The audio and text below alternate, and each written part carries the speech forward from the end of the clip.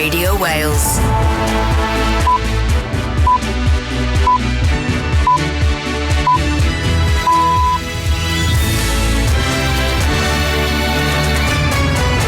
BBC News for Wales at 8 o'clock. This is Tom Phipps. A mother is campaigning for a new approach to tackling knife crime after her son was murdered in Flintshire. 23-year-old Stephen Wilkinson was stabbed by a former friend in Buckley last year. His mother has started a petition calling for a dedicated knife crime minister to cover the whole of the UK. Sarah Easdale reports. Lisa Wilkinson moved to Buckley from Liverpool with her family 10 years ago, hoping it would be safer. What happened to her son made her realise knife violence can happen anywhere. 25-year-old Jamie Mitchell was jailed for life for Stephen's murder in April. Now Stephen's mum and her family and supporters are urging people to sign a petition calling for a dedicated UK minister for knife crime reduction. She also wants to raise awareness about the devastating impact using knives has on victims and their families, and believes early education is the key. The Home Office said it was doing everything in its power to tackle knife crimes. Williams. Yes, Borada, good morning. A woman who moved from Liverpool to Flintshire, hoping to give her children a safer upbringing, has started an anti-knife crime campaign, and that's after her son was killed in the street in Buckley. 23-year-old Stephen Wilkinson was chased and stabbed in an alleyway in October last year. More than 1,500 crimes involving knives or sharp instruments were recorded by police forces in Wales last year, up 3% on 2021. Now, Stephen's mum, Lisa Wilkinson, says she wants there to be a dedicated minister to bring about real change in the way knife crime is tackled. And she joins us now. Lisa, good morning. Hello. Hi, Lisa. Look, people hear stats on the news, don't they? I read one there. But just 9 months since Stephen was killed in a knife attack, you're living through this. How do you explain what it's done to you, to your family, Lisa? Oh, I really can't put into words.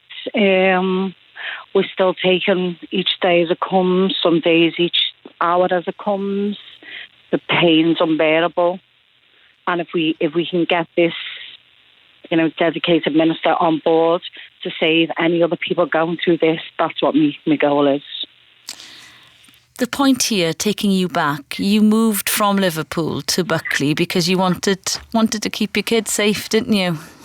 I did. I thought moving from a big city to a little town like where we are, it's just the unthinkable. Never thought in a million years this could happen. But it is, and that just goes to show how bad knife crime is. You're calling for real change.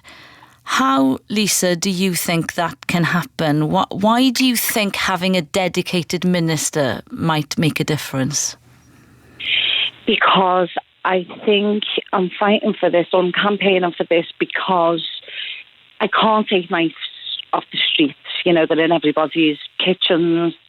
You can get them from any shop, local shop, anything like that. So I'm thinking this is a long-term solution to get a minister on board to deal with this. I'm currently sitting with Edwin Duggan, who's helping me with the campaign. Lisa, why are you putting yourself through this on top of your grief? It's only 9 months. Because I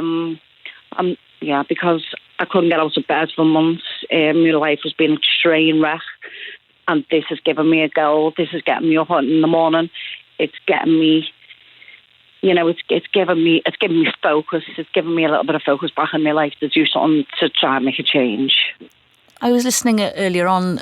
We heard a clip from your daughter talking about what you've lost, what she's lost, her brother, and your family. It's the future you've lost as well, isn't it, with him? Yeah, of course, we've lost everything. It's the greatest loss you could ever imagine. It's every parent's worst nightmare. Our thoughts are with you. Thank you for coming on and speaking to us this morning. Lisa Wilkinson, Stephen's mum. Patrick Green's on the line, CEO of the Ben Kinsella Trust, which educates young people on the dangers of knife crime, founded in the name of Ben Kinsella, who you'll remember was a 16-year-old student when he died in a knife attack in 2008. Patrick, good morning. Good morning, Dad. For you, for Ben Kinsella's family, listening to Lisa, it's an incredibly painful listen, isn't it? It is, and my heartfelt condolences go out to Lisa and her family on the immeasurable loss. It's something that we've just remembered Ben's 15th anniversary, 15 years since we lost him. The pain, as you said in your interview, never goes away for the family. And as you rightly said in your introduction, you lose your future, and it's a life sentence that just never ends. You never get parole from, and it's something that we've been campaigning vigorously to end since Ben's murder. Ben's me when things changed, wasn't it? That was meant to be a watershed moment, and you've campaigned in the Trust long and hard for change. Has anything improved, or do you? Well, the news headlines would suggest that things are much worse. And the news headlines are right. It's 15 years of no change. It's been 15 years of heartbreak for the family. It's been incredibly frustrating for us to witness what's gone on. As you rightly say, we were all promised lots of action following Ben's death, and following other young people's murders over those 15 years. And yet we're in the position where, in Wales, knife crime has more than doubled in the last 10 years. It's a similar picture across England as well. See, this is what does this tally then with what you're seeing, you're hearing with the work you do with young people? You do workshops. I mean, we're told that police recorded crime showed offences involving knives or sharp instruments decreased by 9% for the year ending December 2022 compared with the year ending March 2020. So they say it's gone down. Does that tally with your findings? No, it doesn't, and it doesn't tally with the Office of National Statistics findings either. There was a decrease during COVID. Obviously, we were all locked down, and violence outside the home decreased dramatically during the lockdown. But since life has returned to normal, sadly, so has knife crime has started to rise.